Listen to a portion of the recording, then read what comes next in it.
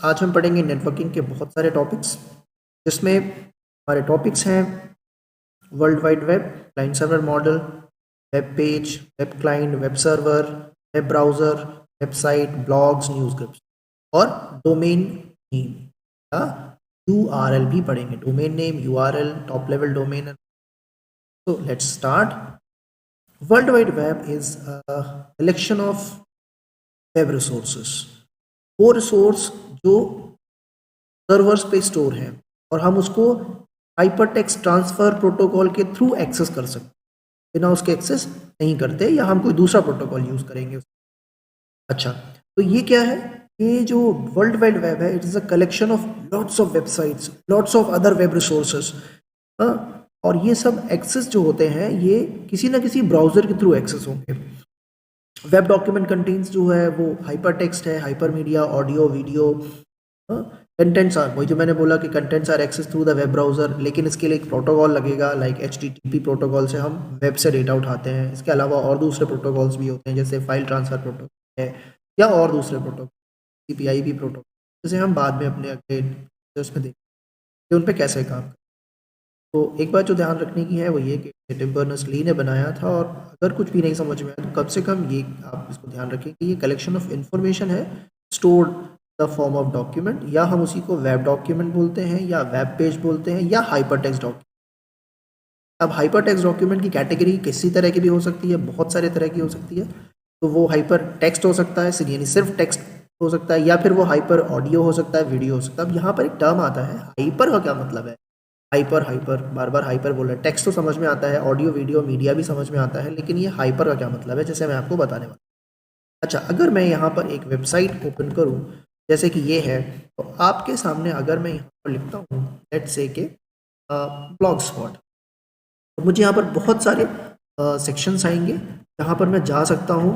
यहाँ पर एक सेक्शन है, मैं इस पर्टिकुलर पेज पे क्लिक कर रहा हूँ, या आपको ये सब कुछ जो दिख रहा है ये सब क्या टेक्स्ट इन्फॉर्मेशन है। आप अगर इस चीज़ को देखोगे, यहाँ लिखा हुआ नोट न्यू ब्राउजर, इसको अगर मैं क्लिक करूंगा तो कुछ नहीं होगा, ठीक है। तो ये नॉर्मल टेक्स्ट इन्फॉर्मेशन है, लेकिन जो टेक्स्ट रिस्पॉन्ड करता है उस पर क्लिक करने पर, वो कहलाएगा हाइपर टेक्स्ट। जैसे अगर मैं इसे क्रिएट अ ब्लॉग करूंगा तो ये मुझे एक नया पेज खोल देगा, यानी इसने मुझे रिस्पॉन्स दिया। तो वो टेक्स्ट जो रिस्पॉन्सिव होता है, वो टेक्स्ट जो जिसको क्लिक करने पर वो एक नया पेज ओपन करता है, या वो कुछ नया काम करता है, या कुछ एक एक्शन जनरेट होता है, कुछ फंक्शन परफॉर्म होता है, हम उसको बोलेंगे हाइपर टेक्स्ट। अगर यही चीज़ टेक्स्ट के साथ हमने की तो ये हाइपर टेक्स्ट हो गया। अगर हम ये वीडियो के साथ करते हैं तो ये हाइपर वीडियो हो जाएगा। इमेज के साथ करते हैं तो हाइपर इमेज हो जाएगी। और कलेक्टिवली ऑडियो, वीडियो, इमेज और एनिमेशन को हम हाइपर मीडिया कहते हैं। तो यहाँ पर जब मैं क्लिक करूँगा तो देखिए ये वेबसाइट, ये नया पेज ओपन हो गया, नया वेब पेज ओपन हो गया। तो ये जो मैं बता रहा हूँ ये बेसिकली वर्ल्ड वाइड वेब के अंदर ही सब कुछ आता है। और ये हमने एक नया वेब पेज खोला है, ये भी एक वेब रिसोर्स है, ये पेज के फॉर्म पे है। अब अगर हम YouTube पे चले जाएंगे तो वीडियोस मिल जाएंगे। अगर हम किसी तरह की दूसरी किसी साइट्स पे चले जाएं जहाँ पर इंस्टाग्राम वगैरह पे, तो हमें इमेजेस और फोटोज मिल जाएंगी। तो ये सब क्या है? ये सब हाइपर है। मतलब जब हम उन्हें क्लिक करते हैं वो रिस्पॉन्स देती हैं, यानी कि उसमें कुछ एक्शन जनरेट होता है। That is called hyper. बहुत से बच्चे कंफ्यूज होते हैं, हाइपर माने क्या होता है? That is what I am training to you. अच्छा, कोई भी रिसोर्स अगर आप वर्ल्ड वाइड वेब एक्सेस करना चाहते हैं तो उसको आपको ब्राउजर के थ्रू ही एक्सेस करना होगा। इसके पीछे कौन कौन सी टेक्नोलॉजीज काम करती हैं जो वर्ल्ड वाइड वेब को चलाती हैं, यूं समझ लो। तो बेसिक जो वर्ल्ड वाइड वेब का है वो ये कि ये क्लाइंट सर्वर मॉडल है, जिसमें एक क्लाइंट रिक्वेस्ट करता है कुछ सर्विसेज के लिए सर्वर से। सर्वर वो एक पावरफुल कंप्यूटर जो आपके रिक्वेस्ट को प्रोसेस करता है। जिस तरीके से हम अपने क्लास टीचर से या सब्जेक्ट टीचर से क्वेश्चन पुटअप करते हैं, तो वो जो टीचर है उस वक्त पे एक तरह का सर्वर का रोल प्ले कर रहा है। वो आपके क्वेश्चन को सुनेगा, समझेगा, और फिर उसका क्या आंसर देना है वो आपको आंसर देगा। कभी कभी वो आंसर नहीं देता या मना कर देता है, डिपेंड करता है कि सिचुएशन क्या है या क्वेश्चन क्या है। अच्छा, तो यहाँ पर सब्जेक्ट टीचर ने सर्वर का रोल प्ले किया, और जो स्टूडेंट था उसने क्लाइंट का रोल जो है वो प्ले किया, ठीक है। अब अगर हम वर्ल्ड वाइड वेब के लेवल पे बात करते हैं तो वही क्लाइंट जो रिक्वेस्ट कर रहा था अब वेब क्लाइंट कहलाएगा, और वो सर्वर जो रिक्वेस्ट को प्रोसेस कर रहा था वो सर्वर अब वेब सर्वर कहलाएगा। बहुत बड़ा कोई डिफरेंस नहीं है। वर्ल्ड वाइड वेब के कॉन्टेक्स्ट में जब आप बात करेंगे तो वो वेब क्लाइंट और वेब सर्वर हो जाएंगे, ठीक है। अच्छा, अब आता है HTML। अब HTML क्या है? सब जानते हैं, सबने पढ़ा है, टर्म 1 का एग्जाम्स हो चुका है, तो वो मालूम है कि ये एक मार्कअप लैंग्वेज है जो वेब पेज डेवलप करने के लिए यूज होती है। अभी हम इसमें नहीं जा रहे हैं। अब आता है HTTP क्या है, full form tracks transfer protocol. ये एक प्रोटोकॉल है, ये एक सेट ऑफ रूल्स है जिसके थ्रू हम वर्ल्ड वाइड वेब सर्वर्स से डेटा को फेच करते हैं या रिट्रीव करते हैं। अब आता है क्लाइंट सर्वर। तो क्लाइंट सर्वर मॉडल में होता क्या है, एक पावरफुल कंप्यूटर होगा जिससे कि क्लाइंट अपना डेटा फेच करेगा। क्लाइंट कोई भी कंप्यूटर हो सकता है, मोबाइल हो सकता है, या कोई एप्लीकेशन होती है, क्योंकि अगर हम कंप्यूटर की बात करते हैं तो कंप्यूटर में एक एप्लीकेशन होती है जो उस के थ्रू हम डेटा उठाते हैं। अगर हमको किसी को कोई भी मैसेज भेजना है तो हम उसमें व्हाट्सएप इंस्टॉल करेंगे, टेलीग्राम इंस्टॉल करेंगे, या हम किसी क्रोम ब्राउज़र या फायरफॉक्स के थ्रू अपना डेटा निकालेंगे। जैसे मैं अभी फ़िलहाल यहाँ पर यूज़ कर रहा हूँ गूगल क्रोम। तो यहाँ पर है तो मेरा लैपटॉप क्लाइंट, लेकिन इस क्लाइंट में वो application actually the pure client है जो रिक्वेस्ट कर रही है सर्वर से और डेटा हम वहाँ से फेच कर रहे हैं। ठीक है, तो क्लाइंट क्या है या वेब क्लाइंट क्या है? इट इज़ अ डिवाइस और अ प्रोग्राम। कभी कभी कह देते हैं क्योंकि लैपटॉप है तो लोग सोचते हैं कि लैपटॉप ही क्लाइंट है। हाँ, लैपटॉप के अंदर वो जो एप्लीकेशन है जिसके थ्रू हम डेटा उठा रहे हैं वो एक्चुअल में क्लाइंट है, लेकिन इसे कह सकते हैं इट इज़ अ डिवाइस और a program which makes the request to a server for service. और ये वेब ब्राउजर्स होते हैं, कोई भी वेब ब्राउजर्स का एग्जाम्पल है। ठीक है, ध्यान रखेंगे इस चीज़ का। सर्वर और वेब सर्वर क्या होता है, वो जो रिक्वेस्ट को प्रोसेस करता है और आपको उसका रिस्पॉन्स देता है, कभी पॉजिटिव कभी नेगेटिव। ठीक है, पॉजिटिव का मतलब कभी आपको पेज दे देगा, कभी आपको page not found, file not found, इस तरीके से मैसेजेस आते हैं। डिपेंड करता है आप क्या कंटेंट उसे सर्च कर रहे हो और वो उस पॉइंट पे है या नहीं है। तो it is a device or program which accept the client request, process it and respond back to the client.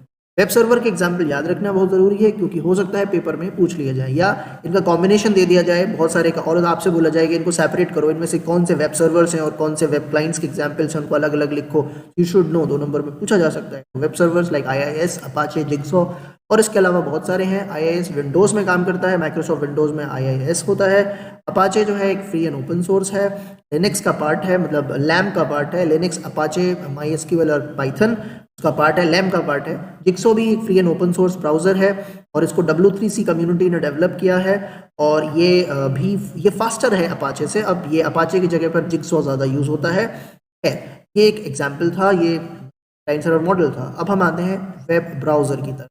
Web browser क्या होता है भाई? वेब ब्राउज़र के थ्रू ही हम कंटेंट उठा सकते हैं। ये एक ऐसा एक्सेसिंग एप्लीकेशन है, एक ऐसा क्लाइंट प्रोग्राम है जो सर्वर में पड़े हुए डेटा को रिट्रीव करता है, निकाल के लाता है और हमारे जो ब्राउज़र होता है उसी पे लोड कर देता है, यानी कि हमारे एनवायरनमेंट में उसको लोड कर देता है। तो डेटा आता है सर्वर से और हमारे स्क्रीन पर लोड हो जाता है, ब्राउज़र पे लोड हो जाता है। ठीक है, अच्छा, ब्राउज़र डेफिनेटली क्योंकि ये एक क्लाइंट है तो रिक्वेस्ट करेगा सर्वर से, क्योंकि हम बता चुके हैं, और कोई ना कोई प्रोटोकॉल के थ्रू रिक्वेस्ट करेगा। यूजुअली वेब डॉक्यूमेंट्स के लिए HTTP प्रोटोकॉल फिक्स है, मतलब HTTP का मतलब HTTP ही नहीं, HTTPS भी होता है, सिक्योर वाला, secure version, secure socket layer वाला। ओके, सो मैंने जो लिखा लास्ट पॉइंट के loads and display the web content of the browser, और फर्स्ट वेब ब्राउजर जो था वो खुद ही वर्ल्ड वाइड वेब था, इसमें कोई स्पेस नहीं है, ध्यान रखें। और बाद में इसका नाम चेंज करके नेक्सस किया गया था।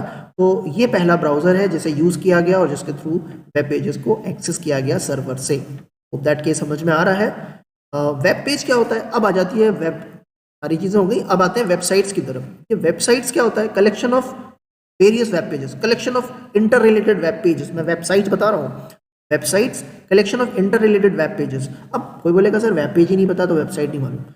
वेब पेज नहीं पता भाई, अगर तुमको अपना कोई भी रिसोर्स तुम चाहते हो कि वो मतलब किसी को भी एक्सेस हो जाए, कहीं पर भी वो बैठा हो और वो चाहता है कि उसको ब्राउज़र पे एक ऐसा सिस्टम जिसके थ्रू हम किसी भी कंटेंट को एक्सेस कर सकते हैं कहीं पर भी कभी भी, तो जो भी कंटेंट वेब सर्वर्स पे लोड होते हैं उनको हम कभी भी एक्सेस कर सकते हैं। फॉर एग्जांपल, अगर हमें अपनी ईमेल की साइट को एक्सेस करना है या हमको अपना कुछ भी डेटा एक्सेस करना है तो हम गूगल ड्राइव से एक्सेस कर सकते हैं। क्यों? क्योंकि वो इंटरनेट पे पड़ा है, वो वेब सर्वर्स पे पड़ा है। तो इसी तरीके से अगर हम कुछ भी चाहते हैं कि वो हम एक्सेस कर लें नेट से, तो वो चीज़ हमको वेबसाइट्स पे डालनी होगी, यानी उसके वेब पेजेस बना के उसको होस्ट करना होगा, सर्वर्स पे होस्ट करना, यानी सर्वर्स पे उनको अपलोड करने को हम होस्टिंग कहते हैं।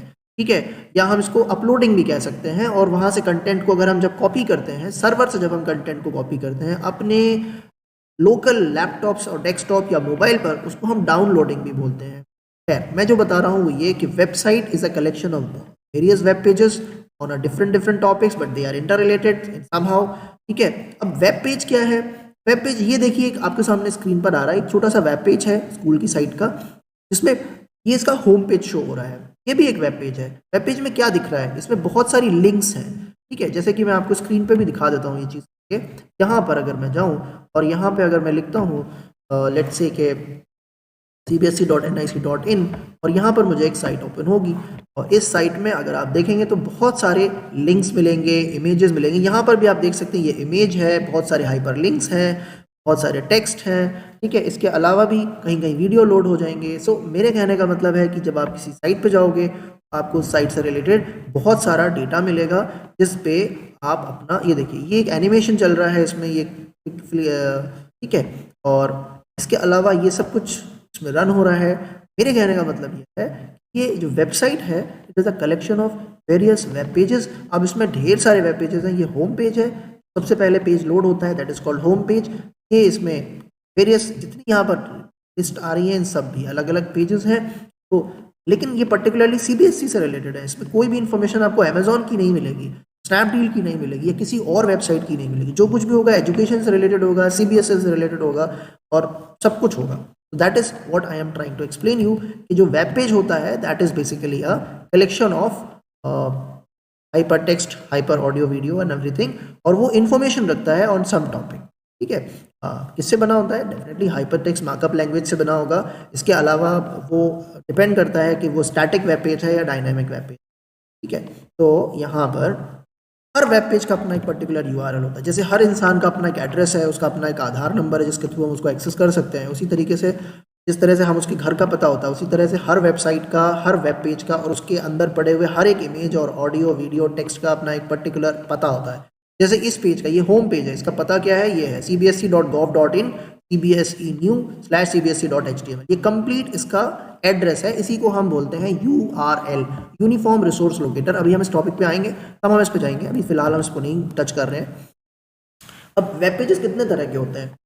ये दो तरह के होते हैं। There are of two types of web pages, number one static, number two dynamic. What is a static web page? Static web page is basically a page which never changes its content when user change। जब user बदलता है तो उसका content नहीं बदलता। ये समझ में नहीं आया सर जी? देखो, अब मैं सीबीएसई की बात नहीं करता हूँ, मैं आपसे एग्जांपल दे रहा हूँ कि अगर सपोज करो कि मैंने यहाँ पर अमेजोन की कोई साइट खोली, ठीक है, या मैंने यहाँ पर फेसबुक खोला, फेसबुक, ठीक है, और मैंने यहाँ पर फेसबुक ओपन किया, तो ये फेसबुक जब लोड होगा या इसमें डिस्प्ले होगा तो बेसिकली अगर मैं अपना फेसबुक का पेज ओपन करता हूँ तो इसमें मेरे कंटेंट दिखाएगा। यानी यूज़र अगर सेफ है तो सेफ से रिलेटेड कंटेंट आएंगे। लेकिन अगर यूज़र इसमें कोई दूसरा स्टूडेंट है, लाइक अमित सोनकर है, या लेट से के पांडे जी हैं, या लेट से कोई और दूसरा स्टूडेंट है, तो फिर वो जो इन्फॉर्मेशन होगी वो उसकी होगी। तो नहीं, जब यूज़र बदलता है तो इन्फॉर्मेशन बदल जाती है। इसी तरीके से अमेजोन को आप ओपन करेंगे तो अमेजोन पे जो कंटेंट दिखाई देगा उसका जो ऑर्डर का सेक्शन होगा या ऑर्डर हिस्ट्री होगी वो मेरी कुछ और होगी, आपकी कुछ और होगी, किसी दूसरे भाई साहब की कुछ और होगी। क्यों ऐसा क्यों होगा? ऐसा इसलिए होगा क्योंकि वो डायनामिक पेज है, वो यूजर के अकॉर्डिंग उस कंटेंट जो है वो चेंज हो रहा है। तो जब भी यूजर के अकॉर्डिंग कंटेंट बदल जाए, यानी यूजर बदलता है तो अकॉर्डिंगली कंटेंट बदल जाता है। So that is what we call as a dynamic page. लेकिन अगर कंटेंट वही रहता है, जैसे लॉगिन पेज है, लॉगिन पेज का कंटेंट नॉर्मली सेम रहता है। आप किसी भी जीमेल की साइट पे जाएंगे, याहू की साइट पे जाएंगे, आप जब जीमेल पे लॉगिन करेंगे तो पेज जो होता है वो वही रहता है, वो चेंज नहीं होता। जैसे कि मैं अगर यहाँ से जीमेल की साइट पे जाऊँ या किसी दूसरी साइट पे जाऊँ जिसमें मुझे लॉगिन करना हो तो वो नॉर्मली कंटेंट उसमें चेंज नहीं होगा, यूज़र नेम पूछेगा, पासवर्ड पूछेगा, समथिंग। तो स्टैटिक पेज वो जिनका कंटेंट नहीं चेंज होता। जैसे कि अब जो वेबसाइट होती है उसमें कुछ पेज स्टैटिक होते हैं, कुछ डायनामिक होते हैं। ये डिपेंड करता है कि उसको डेवलप करवाने वाला जो उसका क्लाइंट है यानी कस्टमर है उसने क्या रिक्वायरमेंट प्लेस की थी।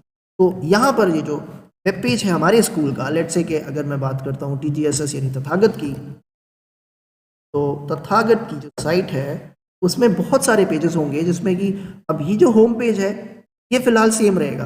अच्छा, स्टैटिक पेज की एक खासियत ये होती है कि आप इसकी इंफॉर्मेशन को सिर्फ देख सकते हैं, you can only view, you can not change it, you can not pass any comment on it. जैसे कि आप यूट्यूब का वीडियो देखने के बाद उसमें आप कमेंट भी प्लेस करते हैं कि मुझे ये समझ में आ गया, या ये मुझे समझ में नहीं आया, ये अच्छा नहीं था, या इसको प्लीज़ इस पर भी वीडियो बनाइए, ये आप कमेंट दे सकते हैं। लेकिन क्या आप इस पेज पे कमेंट दे सकते हैं? नहीं दे सकते। आप इससे इंटरेक्ट नहीं कर सकते, आप सिर्फ इंफॉर्मेशन को व्यू कर सकते हैं, देख सकते हैं, इसके अलावा कुछ नहीं कर सकते।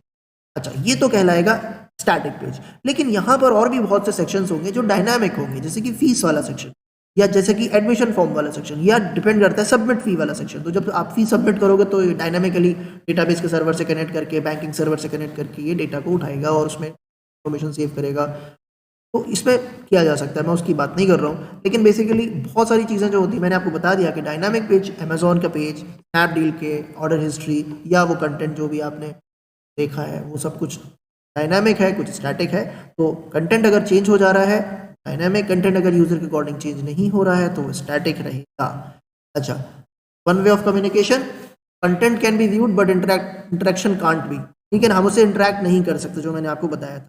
अच्छा, ये केवल HTML से डेवलप किया जा सकता है आसानी से, लेकिन हम जो है ना इसमें कोई दूसरे और सॉफ्टवेयर की ज़रूरत नहीं पड़ती। अलग से हमको अपने इसकी जो भी वेबसाइट्स HTML से सिर्फ बनी होंगी, यानी कि स्टैटिक वेब पेजेस होंगे, उसको रन कराने के लिए या उसको चलाने के लिए हमें अपने क्लाइंट के कंप्यूटर पे एक्स्ट्रा कोई सॉफ्टवेयर, जैसे फ्लैश का सॉफ्टवेयर या एनिमेशन का कोई सॉफ्टवेयर इंस्टॉल करने की ज़रूरत नहीं होती, ठीक है। डायनामिक पेजेस आपको मैंने बता दिया, समझा दिया, those web pages whose content changes where the user changes. Two way communication, हम कंटेंट को चेंज भी कर सकते हैं, वो डायनामिकली बदलता भी है, ठीक है।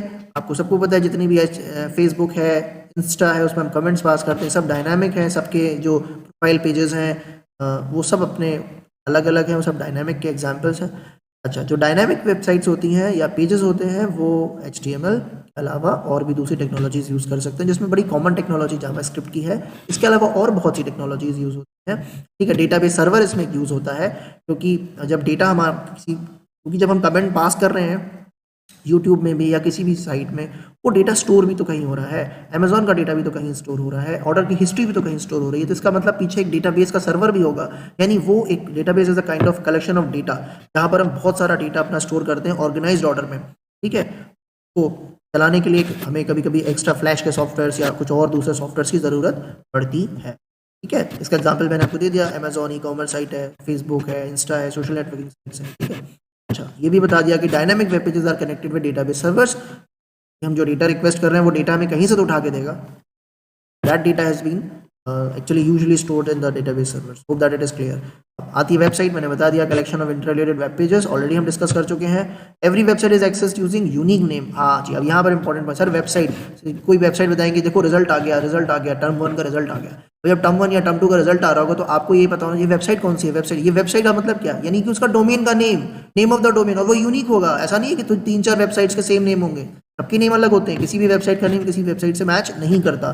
तो एक्चुअल में जो वेबसाइट का नेम होता है उसे टेक्निकली हम डोमेन नेम बोलते हैं, और ये जो है यूनिक होता है, ये किसी का भी सेम नहीं होता, सबके अलग अलग होते हैं, ठीक है। इसी को वेब प्रेजेंस भी बोलते हैं, यानी कि domain name, site, web presence एक ही है। अब यही पूछ लिया जाए कि इनमें से वेब प्रेजेंस क्या है और हमें नहीं पता हो तो फिर आंसर मार्क्स चले जाएंगे। So please you should know.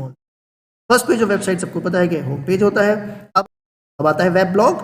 Web blog क्या है, ये जो ब्लॉग होता है ना, ब्लॉगिंग करते हैं, ब्लॉगिंग एक्चुअल में कुछ नहीं है, वेबलॉग से बना है। यानी कि जिस तरह से हम कभी कोई इन्फॉर्मेशन, हम अपने लॉग बुक्स होती हैं, आपने देखा होगा ऑफिस में या हॉस्टल्स में, जब कोई जाता है तो उसकी एंट्री कराते हैं एक रजिस्टर पे, लॉगिंग करते हैं कि ये इतने बज के इतने मिनट पे ये बंदा आया, ये गया, ये काम था, इससे मिलने गया था, ये सब क्या है, ब्लॉग, हम उसकी लॉग मेंटेन कर रहे हैं। अब यहाँ पर अगर हमने ये लॉग, अब यूजर क्या करता है, वेबलॉग के पीछे का क्या कॉन्सेप्ट है, जब भी कोई इंसिडेंस हुआ उसने उस इंसिडेंस को अपने एक वेब पेज पर शेयर कर दिया, वो उसी को बिलोंग करता है वेब पेज। यानी कि कुछ भी इवेंट हुआ, कोविड के पेशेंट्स बढ़ गए तो उसने लिख दिया कि मेरे इलाके में, हमारे इलाके में जो है ना आज 10 कोविड के पेशेंट मिले, लोग अक्सर खांस रहे हैं, रिस्ट्रिक्शंस बढ़ रही हैं, लोग कह रहे हैं कि शायद लॉकडाउन हो जाएगा। वो सारी इन्फॉर्मेशन वो क्या करता है, डे वाइज एक वेबसाइट पर अपलोड करता जा रहा है। तो ये क्या कहलाया, ये कहलाएगा लॉगिंग कर रहा है लेकिन एक वेब के प्लेटफॉर्म पे, तो ये कहलाएगा वेब लॉगिंग या वेब लॉग।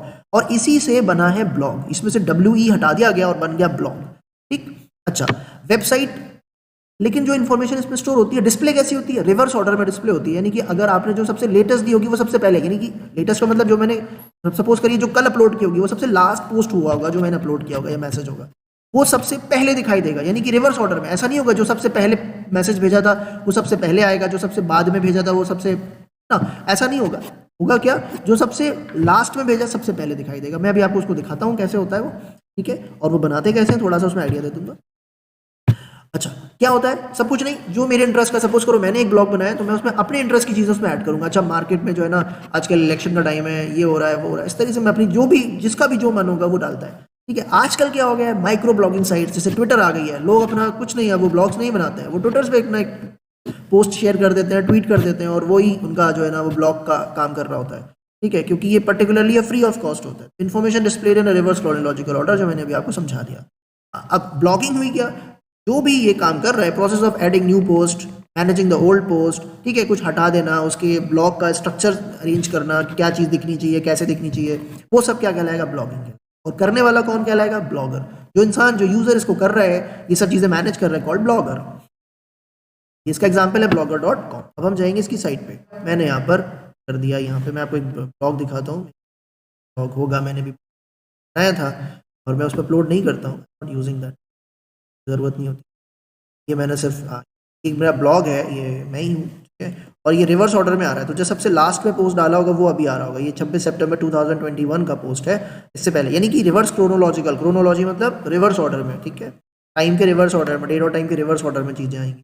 अब ये है यहाँ पर, अगर आपको नया पोस्ट करना है, न्यू पोस्ट में जाके आप बना सकते हैं, आप अपना नया अकाउंट भी बना सकते हैं। ये गूगल का ही है, गूगल का ही होता है ब्लॉगर, ठीक है, गूगल अकाउंट चल रहा है इसमें मेरा, और आप यहाँ पर देख सकते हैं ये इसके ब्लॉग्स आएंगे, तो जितने पोस्ट मैंने इसमें किए होंगे सब यहाँ पर शो कर रहा होगा। तो ये किसी ज़माने में मैंने यहाँ पर, मैं सेंट मैरीज में था, मैंने सब ये सब वहाँ पड़ा हुआ है। तो खैर डिफरेंट, मैं ये फ्री होता है, तो एक तरह की फ्री वेबसाइट। अगर कोई चाहता है कि मेरी अपनी वेबसाइट हो, उसमें अपना कंटेंट अपलोड करूँ और उसका लिंक लोगों को भेजूँ, तो वो ये यूज़ कर सकता है। ठीक है, न्यू पोस्ट बनाएंगे तो आप ये पोस्ट बनाना शुरू कर देगा, और यहाँ पर आपसे कहेगा कि और आप यहाँ पर कुछ भी इंसर्ट कर सकते हैं। यहाँ पे आप टाइटल देंगे, लेट्स से के नेटवर्क स्ट्रेंथ,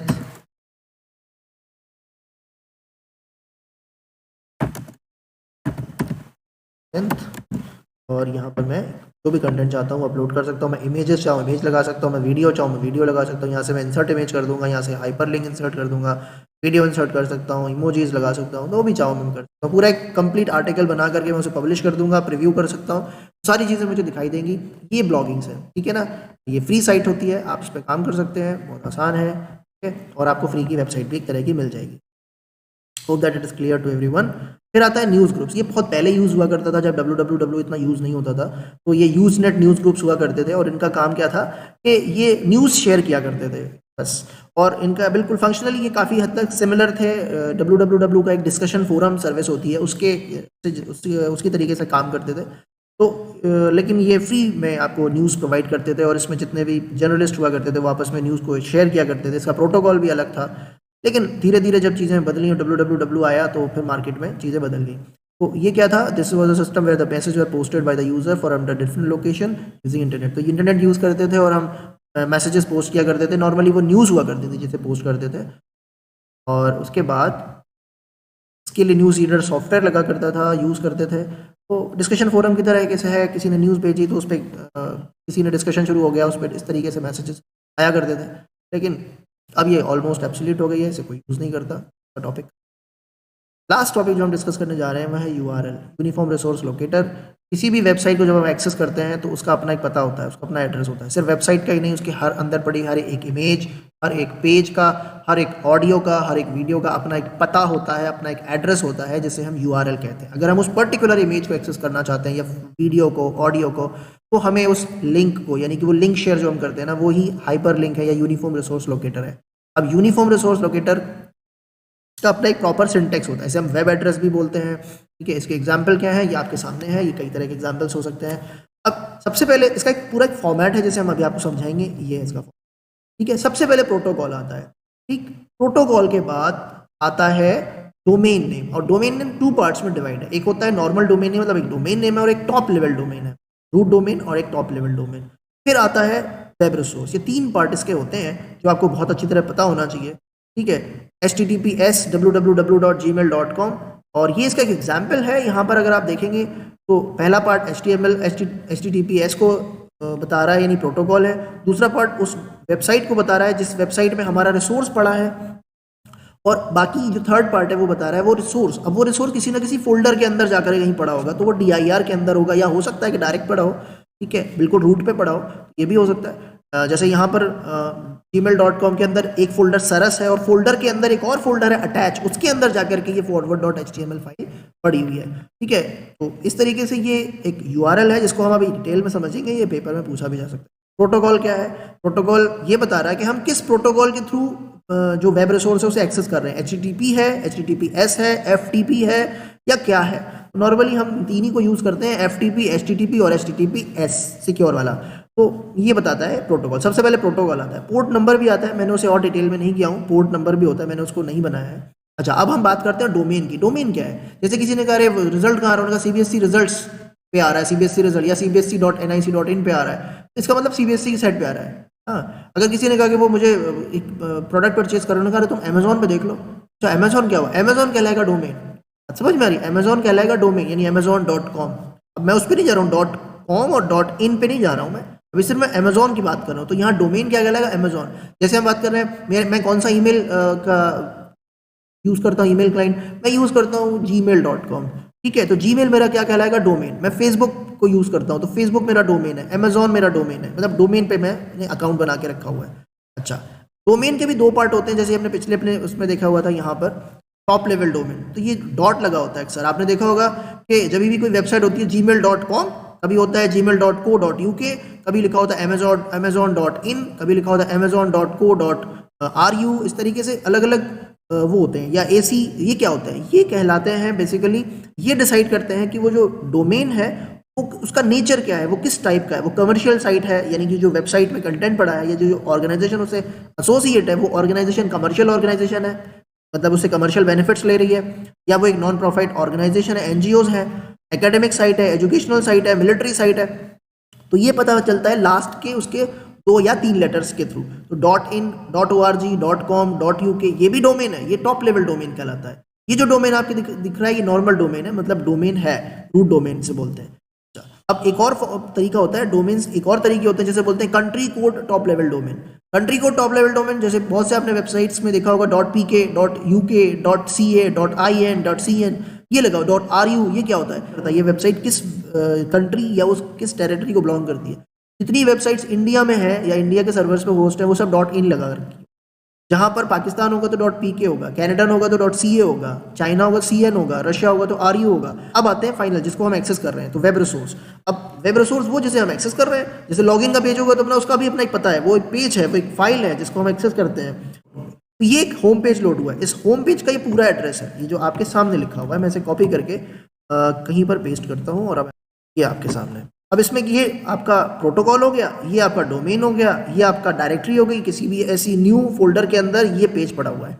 ठीक है, अब इसमें कई पार्ट है, www लिखने की ज़रूरत नहीं होती है। ये .cbse.gov.in, .gov जो है ये एक्चुअल में डोमेन है, .in वो एक कंट्री लेवल डोमेन हो गया, और ये CBSE जो है सब डोमेन होता है, जिसको अभी मैंने डिस्कस नहीं किया है। डोमेन के अंदर हम एक और पार्ट बनाते हैं, कैटेगरीज बनाते हैं कि CBSE गॉव के अंदर सिर्फ CBSE नहीं होगी, RTO का भी वेबसाइट इसी के अंदर पड़ी हुई है। आधार कार्ड वाली जो पूरा मटेरियल है वो भी इसी .gov.in के अंदर पड़ा हुआ है। तो CBSE एक अलग सब डोमेन हो जाएगा, आधार कार्ड के लिए UIDAI वाला डोमेन अलग हो जाएगा वो सब डोमेन। इस तरीके से और जितने भी सेक्शंस हैं, हेल्थ वाले जितने पार्ट होंगे वो अलग हो जाएगा। इस तरीके से ये जो है ये सब डोमेन है, ये डोमेन है, ये टॉप लेवल डोमेन है। CBSE सब डोमेन है, गॉव डोमेन है, .in टॉप लेवल यानी country code top level domain हो। ठीक, www सबको पता है, ये डायरेक्टरी है, ये वेब रिसोर्स है, जिसके जो रन हो रहा है, जो पेज लोड हुआ है, ये वही वेब रिसोर्स है, ये वो वेब रिसोर्स। आई होप कि यहाँ तक समझ में आ गया होगा सब। Thank you for watching the video.